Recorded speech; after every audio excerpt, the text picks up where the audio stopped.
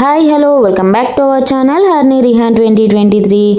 ఈరోజు అయితే ఎమ్మి టేస్టీ బెండకాయ పులుసు మన తెలంగాణ స్టైల్లో ఎలా చేయాలో చూసేద్దాం రండి. ఇంకా ఆలస్యం ఎందుకు, వీడియోలోకి అయితే వెళ్ళిపోదాం. ముందుగా మనకు కావాల్సిన పదార్థాలు అయితే చూసేద్దాం. Let's go. ముందుగా మనకు కావాల్సిన పదార్థాలు, బెండకాయలను అయితే మీడియం సైజులో కట్ చేసి పెట్టుకోవాలి.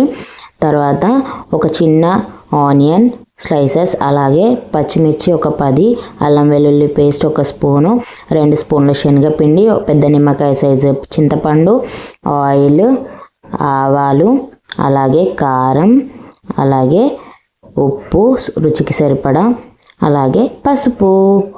సో ఇవన్నమాట మనకు కావాల్సిన ఐటమ్స్ అయితే.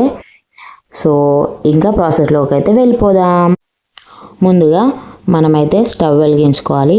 స్టవ్ వెలిగించి ఒక గిన్నెనైతే పెట్టుకోవాలన్నమాట. సో ఈ గిన్నె బాగా వేడెక్కిన తర్వాత ఒక 2 టేబుల్ స్పూన్స్ ఆయిల్ అయితే యాడ్ చేసేసుకుంటున్నా నేను. చూడండి, ఇది పులుసు కాబట్టి ఎక్కువగా ఆయిల్ అయితే పట్టదు. 2 టేబుల్ స్పూన్ ఆయిల్ బాగా వేడెక్కిన తర్వాత ఒక 1 స్పూన్ దాకా ఆవాలు అయితే యాడ్ చేసేసుకోవాలి. ఆవాలు కూడా బాగా వేగించుకోవాలండి, లేదంటే చేదు వస్తాయి. సో ఇవి వేగిన తర్వాత ఒక స్పూన్ దాకా జీలకర్ర అయితే వేసుకున్నాను. అవి కూడా వేగిన తర్వాత చూడండి, ముందుగా కట్ చేసి పెట్టుకున్న ఆనియన్ అలాగే మిర్చి వేసేసుకోవాలి. ఇందులోనే అల్లం వెల్లుల్లి పేస్ట్ కూడా యాడ్ చేసేసేయాలి. తర్వాత బాగా అయితే మిక్స్ చేయాలి. మన అల్లం వెల్లుల్లి పేస్ట్ అనేది పచ్చివాసన అంతా పోవాలన్నమాట.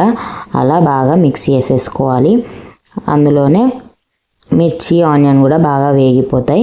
అవి కూడా వేగిన తర్వాత మనం ముందుగా కట్ చేసి పెట్టుకున్న బెండకాయ ముక్కలను అయితే యాడ్ చేసేసి ఒక 5 మినిట్స్ పాటు అయితే వాటిని బాగా వేగించుకోవాలి. బికాజ్ దాని నుంచి వచ్చే గమ్ అనేది వెళ్ళిపోతుంది అన్నమాట ఆయిల్లో వేగడం వల్ల. సో ఇలా వేగించుకున్న తర్వాత 1/2 స్పూన్ వరకు పసుపు అయితే యాడ్ చేసేసుకున్నాను. సో దీన్ని కూడా ఒక 2 మినిట్స్ పాటు అయితే వేగించుకోవాలి, బాగా కలుపుకోవాలన్నమాట. ఇలా కలుపుకున్న ఈ బెండకాయ ముక్కల దాంట్లోనే మనం ముందుగా నానబెట్టుకున్న చింతపండును అయితే మంచిగా కలుపుకొనేసి ఆ వాటర్ని అయితే ఇందులో యాడ్ చేసేసుకోవాలి. సో చింతపండు పులుపుని బట్టి మనం యాడ్ చేసుకోవాలండి. నా దగ్గర ఉన్న చింతపండు అయితే నార్మల్ పులుపు ఉందని చెప్పేసి నేను 2 టైమ్స్ అయితే బాగా మెదిపేసి పులుసు అయితే తీసుకున్నాను, చింతపండు రసం. సో దీన్ని ఒకసారి బాగా కలిపేయాలి. తర్వాత వచ్చేసి మనకు పులుసు ఎంత కావాలి అన్నదాన్ని బట్టి మనం వాటర్ క్వాంటిటీ అయితే వేసుకోవాలి. నేనైతే 2 గ్లాస్ యాడ్ చేశాను.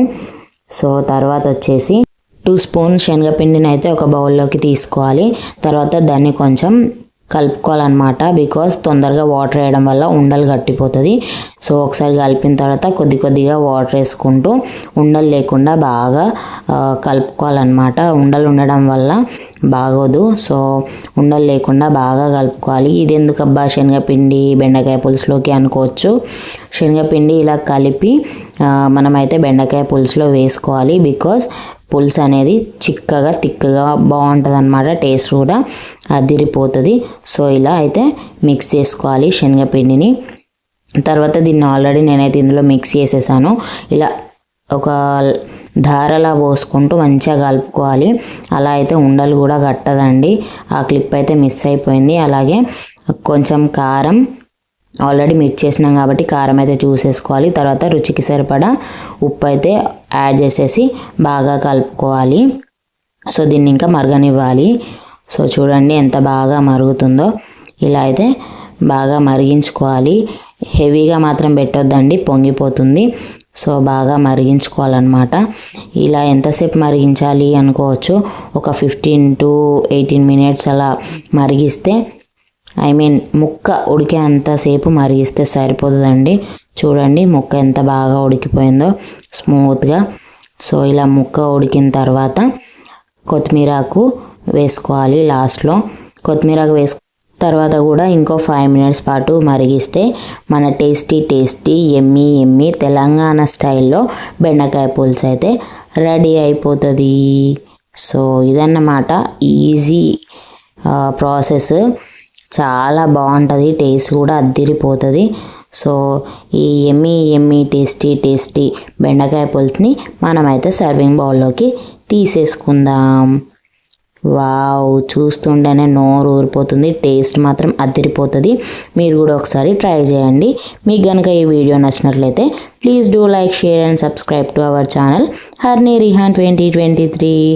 లాస్ట్ వరకు చూసినందుకు thanks for watching. Bye bye friends.